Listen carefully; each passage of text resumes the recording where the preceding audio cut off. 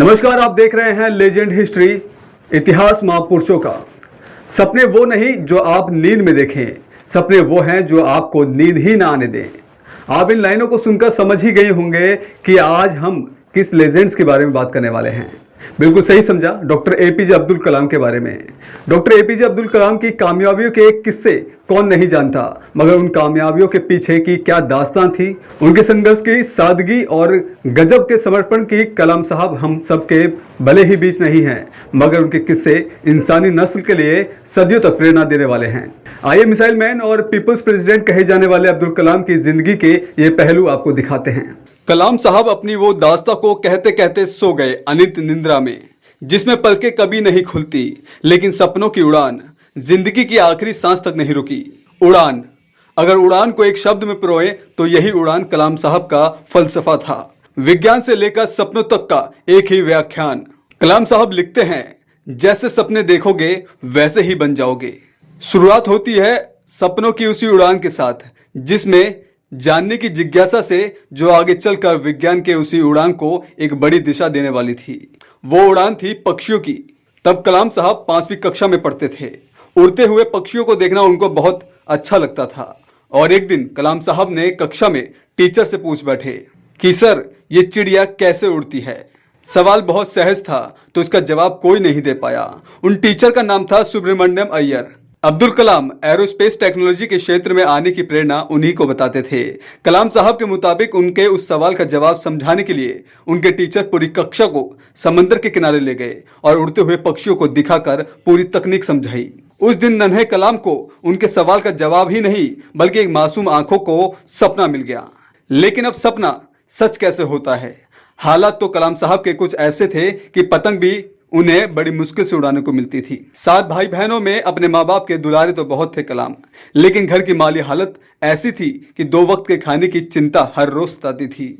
कलाम को रोटियां खाना ज्यादा पसंद था, बावजूद क्षेत्र में चावल की उपज ज्यादा थी, लेकिन उनकी माँ उनके लिए 2 रोटियों का इंतजाम रोज कर देती थी। एक दिन अब्दुल कलाम की माँ ने अपने हिस्से की रोटी कलाम साहब को दे दी और ये बात कलाम को उनके बड़े भाई से पता लगी। वो बेहद ही भावुक हो गए। 10-12 साल के होते होते कलाम साहब को अपनी जिम्मेदारियों का एहसास हो गया। अब्दुल कलाम के पिता जैनुलाब्दीन पेशे से एक नाविक थे। रामेश्वर आने जाने वाले तीर्थ यात्रियों को नाव किराए पर दिया करते थे, लेकिन एक चक्रवात के दौरान उनकी नाव डूब गई। घर की हालत ठीक बने रहे, इसके लिए अब्दुल कलाम सुबह जल्दी उठकर अपनी साइकिल से अखबार बेचा करते थे और इस दौरान वह पूरा अखबार भी पढ़ लिया करते थे। पढ़ने की ललक उनमें कुछ इतनी थी कि वह सुबह 4 बजे उठ जाते थे और नहाकर गणित का ट्यूशन पढ़ने चले जाते थे। नहाने के पीछे की बड़ी वजह यह थी कि गणित के टीचर कहते थे कि जो सुबह 4 बजे नहाकर आता है उस बच्चों को वो मुफ्त में ट्यूशन पढ़ाएंगे। और बस कलाम साहब सुबह 4 बजे उठकर नहा धोकर ट्यूशन की ओर चल देते थे। सुबह 5 बजे ट्यूशन खत्म होने पर घर लौटने के बाद अब्दुल कलाम घर से लगभग 3 किलोमीटर दूर धनुषकोडी रेलवे स्टेशन जाते थे और वहां से अखबार लाकर घूम घूम कर बेचा करते थे और अखबार बेचने के बाद स्कूल चले जाते थे।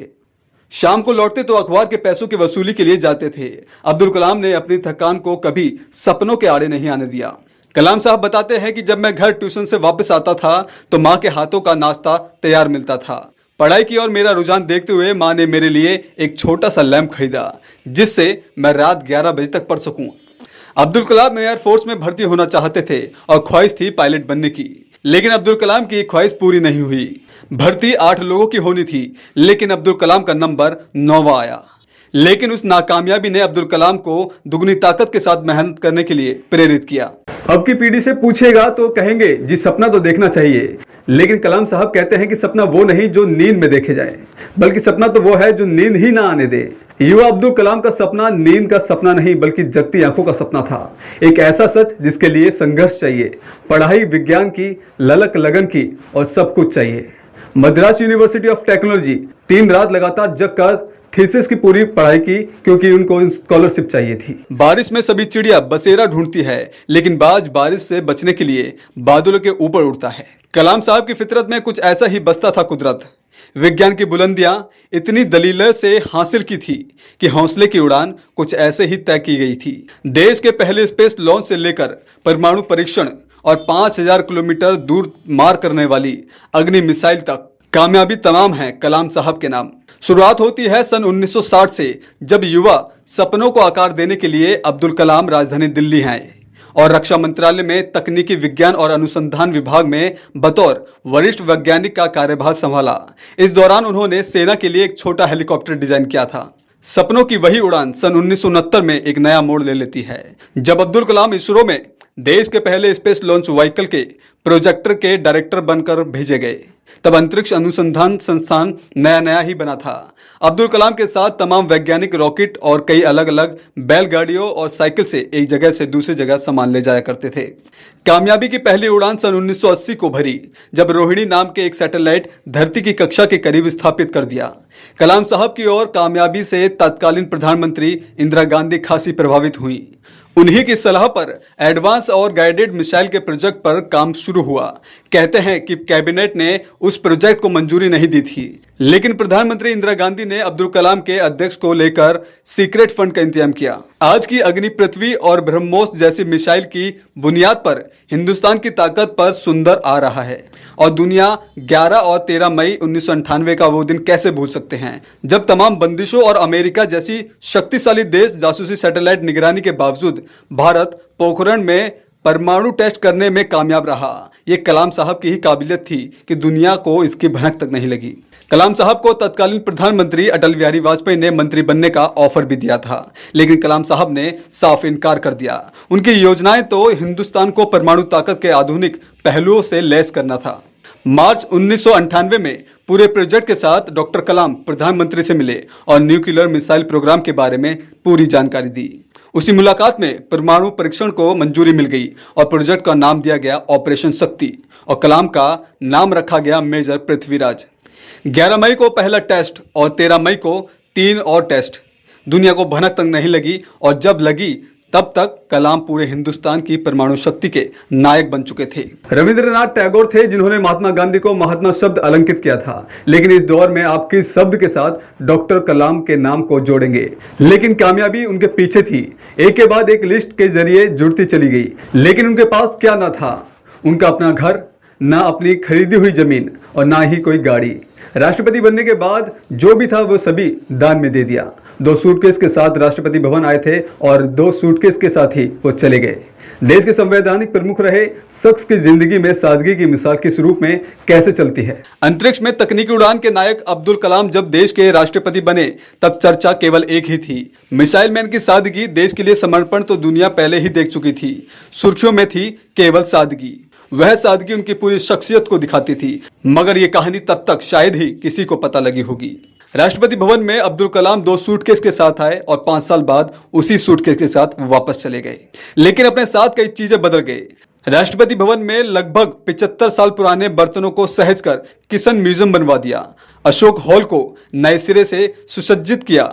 बच्चों की ओर से आए तोहफे को सहेज कर अलग संग्रहालय बनाया। मुगल गार्डन की सैर करने वालों के लिए पानी और स्नैक्स का इंतजाम करवाया। सादा जीवन और उच्च विचार की जीती जागती मिसाल बने कलाम साहब।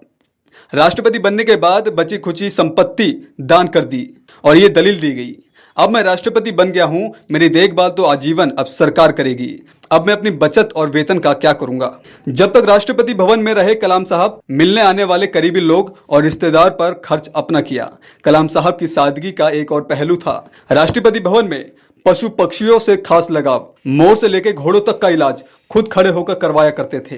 सेना के एक घोड़े को आंख से दिखना बंद हो गया था तो वेटरनरी स्पेशलिस्ट को बुलाया और उसका ऑपरेशन करवाया। एक मोर का पांव टूट गया था तो उसका प्लास्टर पट्टी भी करवाई। साल 2007 में राष्ट्रपति के तौर पर कार्यकाल खत्म होने के बाद उन्होंने खुद को बच्चों और युवाओं के लिए समर्पित कर दिया और होनी देखिए साहब, मौत भी आई तो बच्चों और युवाओं के बीच। उनकी ऊर्जा 84 की उम्र में भी महसूस करते हैं। आखिरी सांस के साथ चिंता देश की बनी रही और इन चिंताओं में से एक थी कि देश की संसद सुचारू रूप से कैसे चले। ये बात वह IIM शिलोंग के स्टूडेंट से उसके करने ही वाले थे और उसी दरमियान उनकी जिंदगी की डोर बीच में ही टूट गई। ये सवाल अब देश के राजनेताओं के सामने है और ये वाकई आने वाली पीढ़ियों को हम ये कह पाएंगे कि हमने कलाम को देखा है। आज के एपिसोड में फिलहाल इतना ही। देखते रहिए लेजेंड हिस्ट्री, इतिहास महापुरुषों का।